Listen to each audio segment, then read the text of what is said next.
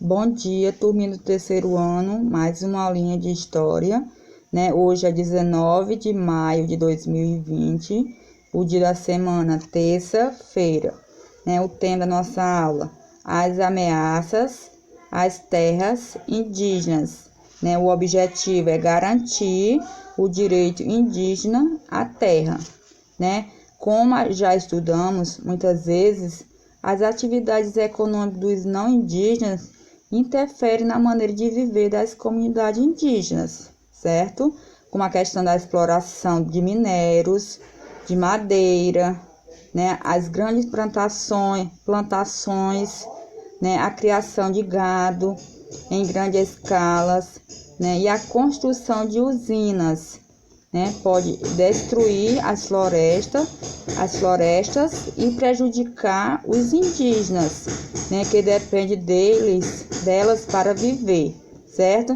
Então, tudo isso, né, causa prejuízo que os índios, né, que eles vivem da questão da floresta, né? Se as pessoas desmatar as florestas, eles vai prejudicar a vida deles, né? Que eles procuram que a alimentação deles é na floresta, né? A questão da construção, né? Então, se as pessoas invadir e destruir as florestas, desmatar, né? Então vai prejudicar a vida deles, tá certo? Lá no livro de vocês, na página 58, tem um texto, né, que fala que tem como tema: a soja ameaça o parque indígena do Xingu. Aí vocês vão fazer o quê? Vocês vão ler esse texto, gravar o vídeo para a tia ver vocês lendo, tá bom? E mandar para mim, tá bom? A questão também das comunidades indígenas pode se modificar em contato, né, com as não indígenas, que muitos grupos, né, foram obrigados a abandonar seus costumes e tradições e hoje lutam para serem reconhecidos como os indígenas. Outros mantêm as tradições que tinha quando desconhecia, né, os não indígenas. Há também aqueles grupos que se adaptam, né, à tecnologia e outros costumes que vêm de fora da aldeia, certo? Aqui fala um pouco sobre a questão das ameaças dos indígenas, né? Aí a gente vai colocar aqui um vídeo, né, para debater, esclarecer mais sobre o assunto, tá bom? Esse não é um filme de ficção. É um vídeo que explica um dos motivos da disputa pela Amazônia brasileira. E o foco aqui são os povos indígenas, que há décadas buscam o reconhecimento de seus territórios tradicionais. São mais de 800 mil índios de 246 etnias que falam centenas de línguas. Estes povos estão em mais de 700 terras, que ocupam 13% do Brasil. A maioria fica na Amazônia Legal, região que engloba 9 estados brasileiros. Nesse pedação do Brasil rico em recursos naturais, essas áreas são constantemente ameaçadas e invadidas. Mas vamos com calma. Para entender o tamanho da encrenca, primeiro precisamos falar sobre 2 pontos: violência e desmatamento. No mapa, vamos pintar de vermelho uma representação de tudo que já foi desmatado da Amazônia Legal. Até 2014, 15% da área já tinha sido derrubada. Mas pouco disso acontece em terras indígenas.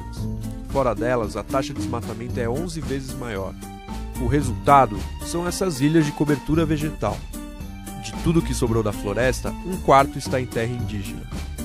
Essas áreas são uma barreira para a exploração dos recursos naturais pelo setor privado, o que gera conflitos.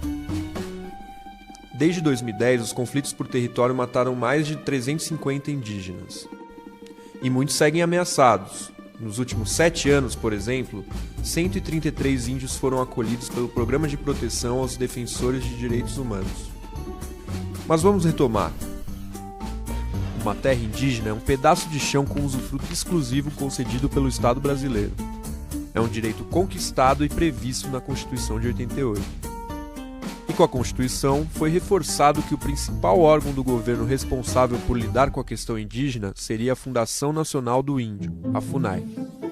Na prática, isso significa que a FUNAI deve identificar, demarcar e monitorar as terras indígenas, mas também é responsabilidade dela prestar apoio e proteção social. A FUNAI tem limitações políticas e orçamentárias, o que acaba prejudicando a demarcação e a defesa dos territórios. E é nesse contexto que surge uma série de pressões. Uma das principais ameaças é a exploração de madeira. Um outro fator é o garimpo ilegal. Mas tem também a mineração de grande porte, que pode ser regulamentada no Congresso Nacional. E além de tudo isso, os índios também sofrem com a construção de grandes obras, como a hidrelétrica de Belo Monte, no Pará. Se de um lado o índio faz da floresta um lugar sustentável, as pressões em seu modo de vida levam ao desmatamento, contaminam o solo, os rios, expulsam a fauna e poluem o ar. Com todas essas ameaças, a demarcação da terra indígena é um passo fundamental para a resolução dos conflitos. E há um processo bem claro para que isso seja feito. Em primeiro lugar, a FUNAI nomeia um antropólogo para fazer os estudos de identificação. Com a aprovação da FUNAI, o estudo é aberto para contestações de terceiros. A FUNAI então encaminha o processo ao Ministério da Justiça, que, em caso de reconhecimento, deve declarar os limites da terra indígena. Em seguida é feita a demarcação física. E, finalmente, a terra indígena é homologada pela Presidência da República.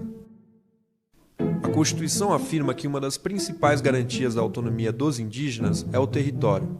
Mas ao longo dos últimos 28 anos, as demarcações realizadas seguiram tempo próprio da política, e não da previsão constitucional, que estipulou 5 anos para a oficialização de todas essas terras. Atualmente, 72 terras aguardam a canetada final da presidência, e outras 116 seguem em estudos de identificação.